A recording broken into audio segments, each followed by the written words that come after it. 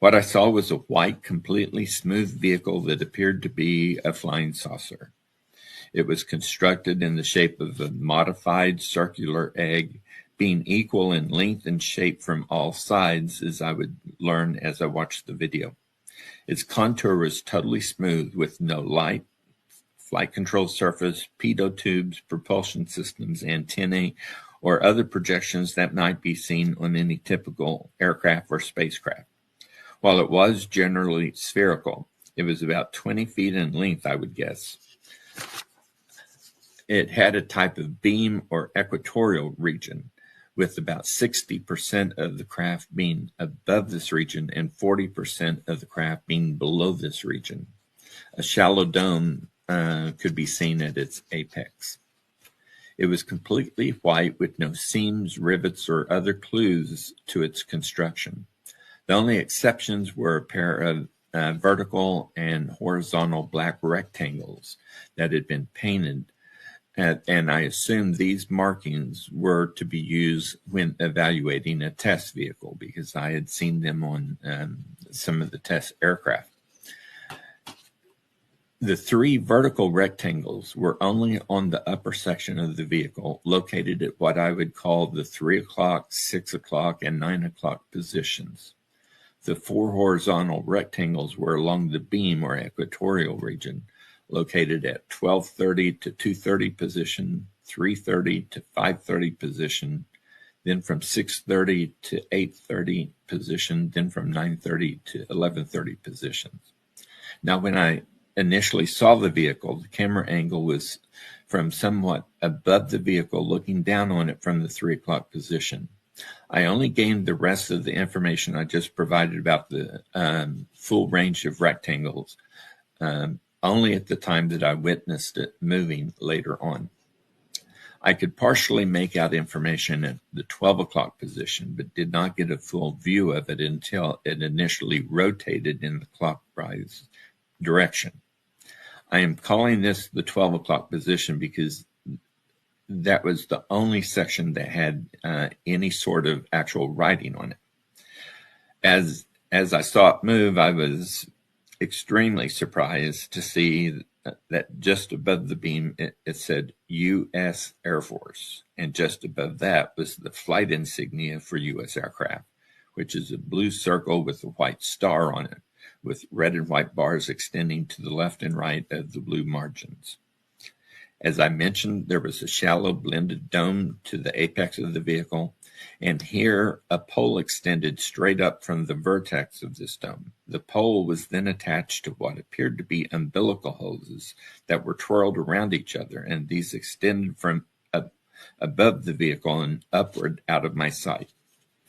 Alongside the vehicle, to the lower left of the screen, I initially saw two men who were in white lab coats. I presume these were engineers.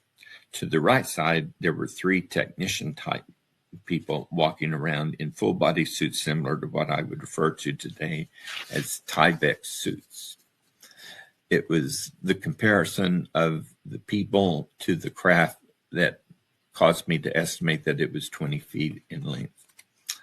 There was a warning sound that went off, and all of the people moved out of the way. While this was happening, I turned to the major to my left and asked, who would build a vehicle like that? He said he could not tell me. I then asked, why would we design a craft configured like that? His response was exactly what I'm going to show you right now. He went, we got it from them, pointing directly up, signaling in my interpretation that he was referring to space. All of a sudden, there were what appeared to be visual and auditory signs of electromagnetic discharges occurring around the vehicle. I will not describe this otherwise because even though there were no indications of the craft being classified, the fact that it was a flying saucer made me immediately expect that this surely had to be a classified craft. As such, I do not wish to disclose any information that might indicate its method of operations, propulsion, or other characteristics that might still be used by it or by even more advanced craft within the current inventory of the United States. The craft rose from the concrete so smoothly that had I not been watching closely, I would not have recognized the motion. The picture you see is my poor attempt to show what it looked like. It then smoothly rotated one complete cycle going clockwise, then did the same rotation in the counterclockwise position. At the end of this, it was once more in the same position it had been in when it initially rose from the floor. It then moved to the right and left, then forward and backward, which I assumed was simply testing the controls for its motion. All of these actions seemed routine, noting that it was a flying saucer. However, what it did next surprised me greatly. The vehicle rose from the front of the craft, tilting to a 45-degree forward angle of attack, but absolutely maintained its stationary position over the floor from where it had risen. I gave an exclamation about this, and the major commented that he thought this would blow me away. Just then there were knocks on the door and voices asking why the door was locked. The major immediately turned off the computer console and screen, then looked at me very seriously. He whispered, "Don't tell anyone I showed this to you." He then unlocked the door and 3 officers came in. One was a lieutenant colonel who again asked why the door had been shut and locked. The major stated that he had wanted to show me a skin lesion, so he had locked the door for the sake of his privacy.